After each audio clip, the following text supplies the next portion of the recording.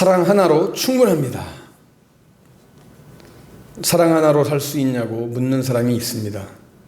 그럼 무엇으로 살 수 있고 무엇으로 사냐고 되묻습니다. 돈 때문에 웃는 인생은 돈으로 아픈 매를 맞지만 사랑 때문에 눈물을 흘린 인생은 사랑으로 살만한 세상을 만납니다. 조건을 붙이는 하루하루는 조건 떠나는 날 허무함이 되고 무조건 사랑으로 노래하는 날들은 끝까지 남아 지켜주는 사명이 됩니다. 살아가는 이유 많이 있겠지만 하나 둘 걸러내다 보면 마지막 진액으로 남게 되는 건 사랑 하나로 충분합니다. 시를 들 때마다 좀 감동이 옵니까? 네. 저는 시를 쓸 때마다 저 스스로가 감동을 해요. 내가 이런 시를 쓰다니.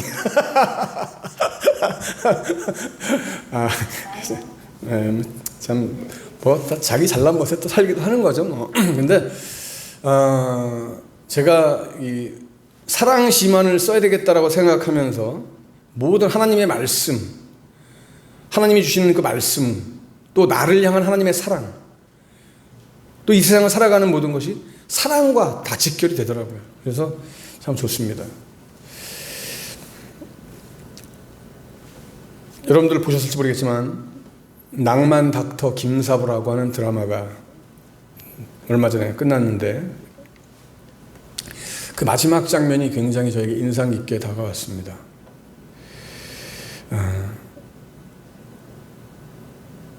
이 낭만 닥터 김사부가 한석규 씨가 낭만 닥터로 나오죠. 그 수련이한테 수련이가 한 과정을 마치고 이 낭만 닥터한테 그렇게 얘기를 합니다. 나는 내가 이 일을 해야 될지, 내가 이걸 정말 좋아하는 건지 잘 모르겠다. 앞으로 어떻게 살아가야 될지 모르겠다. 이런 얘기를 할 때 낭만 닥터가 그 젊은 수련이에게 이렇게 얘기를 해줍니다. 이 세상에 정답은 없다.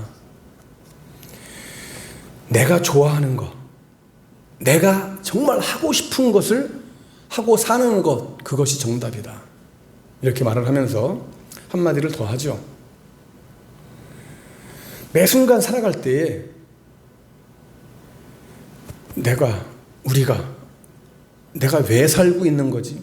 내가 지금 무엇 때문에 사는 건지라고 하는 질문을 스스로에게 묻는 것을 포기하지 말아라. 매 순간순간 자신에게 내가 왜 살지? 내가 무엇 때문에 사는 거지라고 하는 물음을 포기하면 안 된다. 이 물음을 포기하는 순간 그 인생은 끝난 인생이다. 라고 이렇게 얘기를 해줍니다. 여러분 어떻습니까? 저는 여러분들에게 이 시간을 함께 나누는 말씀 가운데서 저는 이렇게 고백합니다. 나에게는 오늘이 있습니다. 나에게는 오늘이라고 하는 시간이 있습니다. 그리고 나에게는 사명이 있습니다. 하나님이 주신 사명이 있습니다. 그리고 나는 분명히 이렇게 고백합니다. 이렇게 다짐합니다. 오늘이 싫어지고 내 사명이 정말 싫어진다면 그것이 오늘이 짐이 되고 사명이 짐이 되는 날이 온다면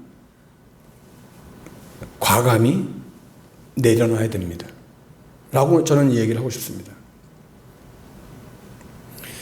이 세상 살아가면서 나에게 기쁨을 주는 이 사명이 있고 그리고 무엇보다 시를 쓰게 하는 사랑이 있고 나에게 기쁨을 주는 음악이 있고 또 좋은 사람들을 만나게 해주는 이 아름다운 만남이 있습니다.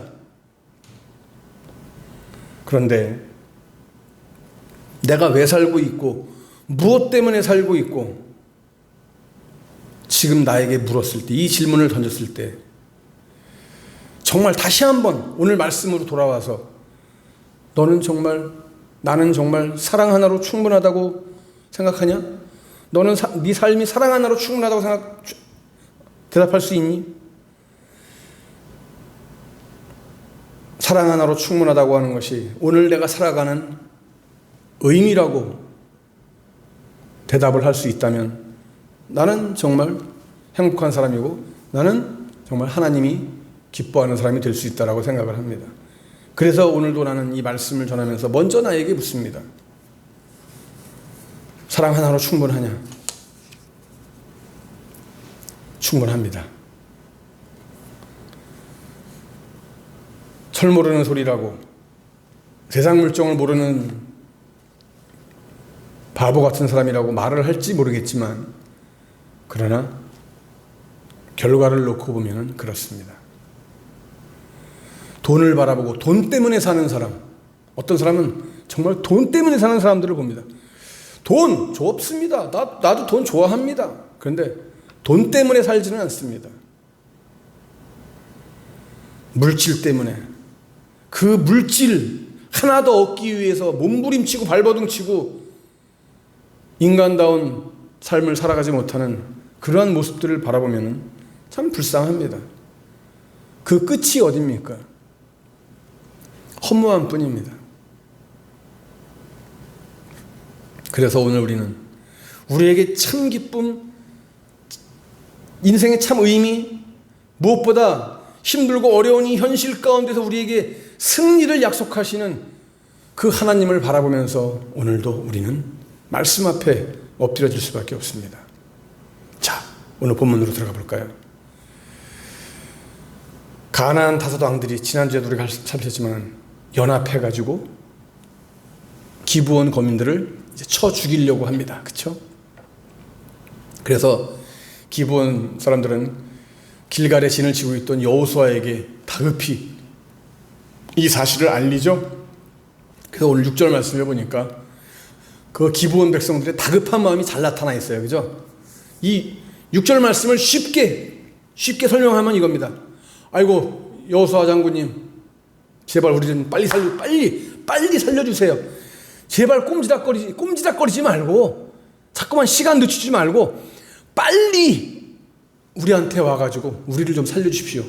지금 저 다섯 족속이 연합해가지고 우리를 지금 쳐 죽이려고 지금 작당했습니다. 이 말이에요. 기브온 사람들의 이 말을 들은 여호수아는 정말 상황이 다급한 것을 압니다. 그래서 모든 군사와 용사로 더불어서 길갈에서 기브온을 향해서 출동했습니다. 자, 여러분 보세요. 여호수아의 군대가 지금까지 패한 적이 있습니까? 아이성 전투 딱 한 번 빼놓고는 패한 적이 없는 아주 정말 무적의 군대입니다. 무적의 군대. 그런데 여러분 보세요. 지금까지의 싸움과 지금 이 기브온 사람들이 말하고 있는 이 가나안 다섯 왕들과의 싸움은 차원이 좀 달라요. 여태까지는 그냥 성읍 규모의 조그만 전투였지만은 이제는 그게 아니에요. 정말 큰 싸움이에요. 이게 다섯 족속이 연합해가지고 오는 그런 싸움이기 때문에, 그러니까 이스라엘 여호수아의 마음도 참 그렇게 편치만은 않았을 거예요. 이제 전쟁이 어떻게 펼쳐질까? 우리는 이번에도 이스라엘 군대를 도우시는 하나님을 분명히 보게 될 겁니다. 자, 하나님께서 이스라엘을 여러분 어떻게 도우시는지 한번 우리 말씀을 통해서 봅시다. 하나님은요, 여호수아를 격려하심으로 도와주셨어요. 8절 말씀 여러분 보세요. 여호수아에게 주신 하나님의 말씀이 기록되어 있잖아요. 그들을 두려워하지 말아라. 내가 그들을 네 손에 붙여줬다. 넘겨줬다. 자, 그들 중에서 한 사람도 너를 당할 자가 없을 거야. 하나님이 이렇게 말씀하십니다. 이 가나안 다섯 족속의 연합군을 맞이하면서 염려와 걱정 가운데 빠져있는, 또 굉장히 좀 약간 침울한 이런 상태일 수도 있지요. 이러한 여호수아의 마음을 하나님은 너무나 잘 알고 계신 거예요. 지금 여호수아가 뭘 걱정하는지 아는 거예요. 그러니까 야, 걱정하지 마. 네 손에 붙여놨어. 한 놈도 널 이길 놈들 없으니까 쫄지 마. 내가 있잖아. 내가 다 이미 처리해놨다. 여러분, 우리가 여호수아 말씀 계속 좀 살펴보고 있는 것이지만 하나님은 모든 거 다 처리해 놓으시고 우리 보고는 뒤처리만 하라고 하시는 거예요. 다 처리해 놓으시고 다 문제 해결해 놓으셨는데 뒤처리는 우리가 해야죠, 여러분. 그것도 못하면 우리가 뭐 십자가의 군사라고 사명자라고 할 수 있겠습니까? 어떻게 보면 사명자의 길이라는 게 어떻게 보면 굉장히 힘들고 어려운 길을 갖고 난감한 것 같지만 여러분 다시 한번 말씀을 통해서 제대로 보면은 이것처럼 쉬운 것이 없는 거예요. 사명자의 길, 우리의 사명 너무나 쉬운 거예요. 왜? 하나님이 다 해놓으신 거 잘 깨끗이 정돈만 하면 되는 거예요. 이게 바로 말씀이 우리 성경이 우리에게 주시는 하나님의 승리의 공식이란 말이에요.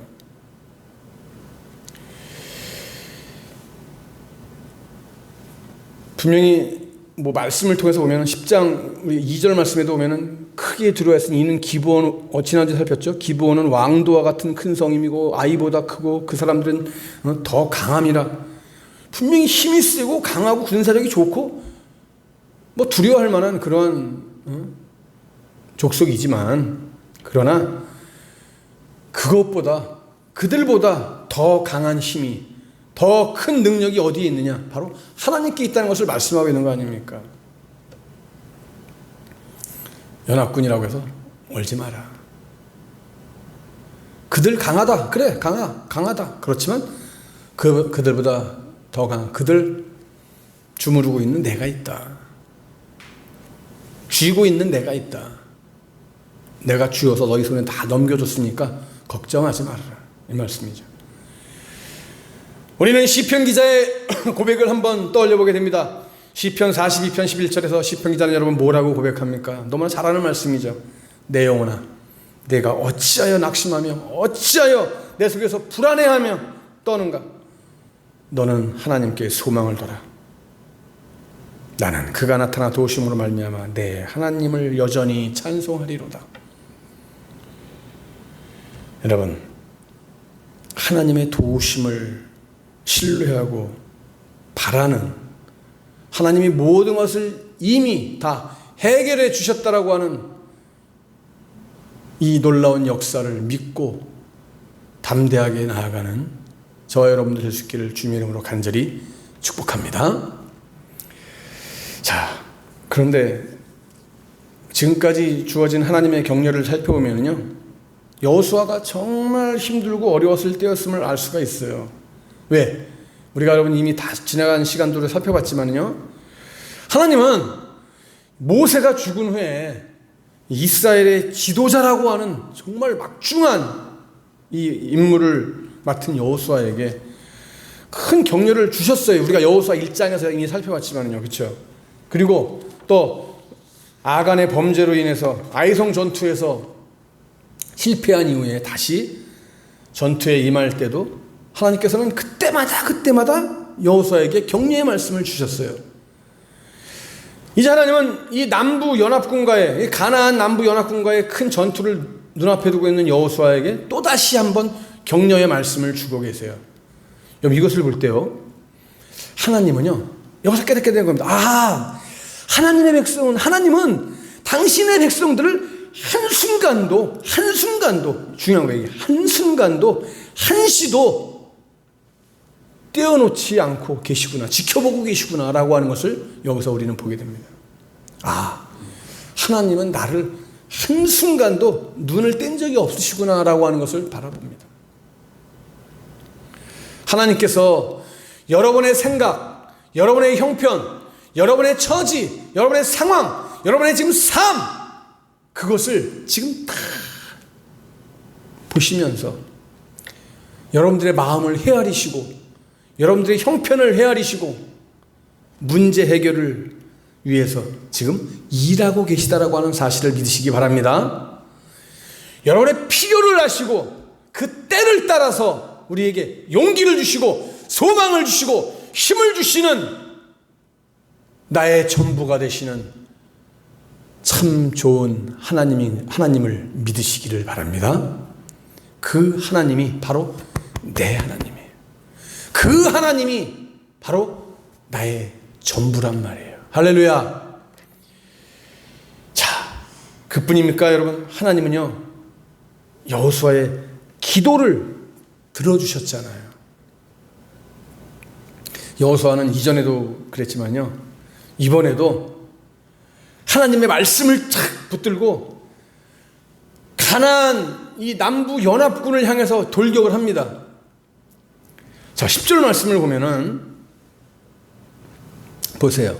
여호와께서 그들을 이스라엘 앞에서 패하게 하심으로 여호수아가 그들을 기본에서 크게 살육하고 베토론에 올라가는 비탈에서 추격하여 아세가와 막베다까지 이르니라. 와. 이 가나안 남부 5왕들이 연합해가지고 자신만만하게 아주 의기양양하게 쳐들어왔는데 어떻게 했어요? 이스라엘의 적수가 됐어요? 못됐어요? 적수가 안 돼요. 적수가 안 돼요. 왜? 적수가 왜 안 되는 거예요, 여러분? 이미 우리는 다 살펴봤잖아요. 내 힘으로 하면 내가 당연히 죽죠, 지죠. 그런데 하나님이 붙들고 계시잖아요. 너희 손에 넘겨줬다, 내가. 이길 수 없는 거죠. 그들이 절대 이길 수 없는 싸움입니다. 이 세상에서 여러분 지금 살아가는 삶 가운데 여러분을 대적하는 어떠한 상황, 여러분에게 다가오는 모든 문제들, 아픔들, 고통들, 시련들, 물론 우리에게 그것이 지금 굉장히 아프고 고통이 되고 슬프고 괴로울 수 있습니다. 그것마저 안 그럴 수는 없죠. 왜? 그것이 우리 사람이 살아가는 현실의 모습이니까. 그러나 그 어떤 것도 하나님이 함께 하시는 우리를 결코 대적할 수 없다는, 결코 우리를 무너뜨릴 수 없다는 사실을 여러분 믿으시기 바랍니다. 여러분, 세상 사람들은 승리의 조건, 성공의 조건을 뭐라고 얘기합니까, 여러분? 돈 많이 되는 거, 부자 되는 거, 권력을 얻는 거. 그래서 그렇게 자꾸만 뭐 권력을 쟁취하려고 하잖아요. 그 명예를 그렇게 얻으려고 하잖아요. 그래서 물질이, 권력이, 명예가 성공의 기준이에요. 그러나 여러분, 하나님이 말씀하시는 하나님의 성공의 조건은, 하나님이 원하시는 승리의 조건은 그게 아니에요. 뭐예요, 여러분? 믿음이에요. 사명이에요. 바로 미션이에요. 사랑이에요. 격이 달라요, 여러분. 이거 세상의 격과 비교하려고 생각하지 마세요, 여러분. 이거 비교하는 순간 우리는 끝이에요. 돈의 끝이 어디에 있습니까, 여러분? 물질의 끝이 어디에 있던가요? 경험해 보셨잖아요. 물질의 끝이 어디예요? 권력의 끝이 어디예요, 여러분? 보세요. 명예의 끝이 어디입니까? 이게 참 지금 말씀드린 물질이나 권력이나 명예나 이 모든 끝이 시작도 끝도 다 하나님이라고 한다면 참 그게 멋있는 물질이고 귀한 물질이고 또 귀한 권력이 될 수 있고 귀한 명예가 될 수 있지만, 그러나 그렇습니까, 여러분? 세상에서 이 물질과 권력과 명예가 가는 그 끝을 보시면은요, 다 허무함이고 처참함이에요. 비참함이에요, 보면. 기브온에서 이 가나안 연합군을 크게 살육한 여호수아는요, 승리의 기세를 몰아서 계속 추격합니다. 그래서 오늘 성경에 보니까 이 베토론에 올라가는 비탈에서 추격해서 아세가와 막베다까지 이르렀다 그랬어요. 그런데 더 정말 굉장한 건요, 여러분 보세요. 이 11절 말씀을 통해서 보면은,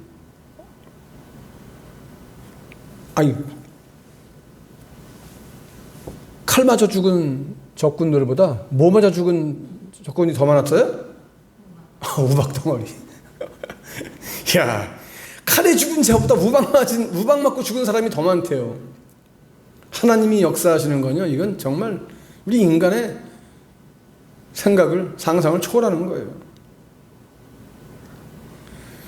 여호수아는 적을 소탕하기 위한 시간이 더 필요했죠. 그쵸? 야, 근데 또 놀라운 사건이 또 하나 일어나잖아요. 또 놀라운 역사가. 해가 지면 어떻게 깜깜해지면 적군을 잡아 전멸하기가 힘들잖아요. 시간 엄청나게 또 걸릴 거예요. 그죠? 이때 여호수아는 정말 전무후무한 기도를 드리죠. 전무후무한 기도를. 뭐예요? 태양아, 너는 기브온 위에 머물러라.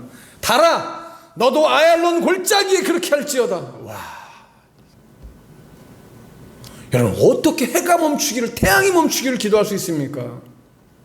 어떻게 지구의 자전과 공전을 멈출 수가 있어요? 세상 사람들은, 하나님을 믿지 않는 사람들은 참 꼴 같지 않은 소리가 앉아있네. 진짜 말도 안 되는 소리가 앉아있네. 뭐 만화, 공상 만화 영화냐, 그렇게 얘기를 하겠죠. 하나님의 역사를 체험하지 못한 인생들은 그렇게 말할 수밖에 없겠죠. 그러나 하나님은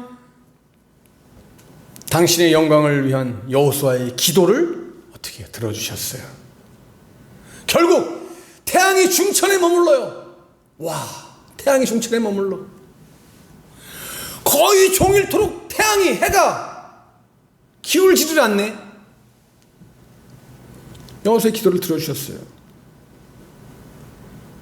여호수아는 그 밝은 날에, 하나님이 태양을 중천에 머물게 하시는 그날에 적군들을 다 전멸시켜버렸어요. 능치 못하심이 없는 하나님을 배경으로 삼고 기도함으로 능력 있는 삶을 살았다 이 말이에요. 능력 있는, 승리하는 전쟁을 했다 이 말이에요. 여러분, 오늘 우리에게도 바로 이겁니다. 능치 못함이 없는 하나님을 의지하여 끝까지 그 하나님으로 인하여 기도함으로 승리할 수 있는, 하나님의 도심으로 승리하는 저와 여러분 될 수 있기를 간절히 축복합니다. 기도합니다.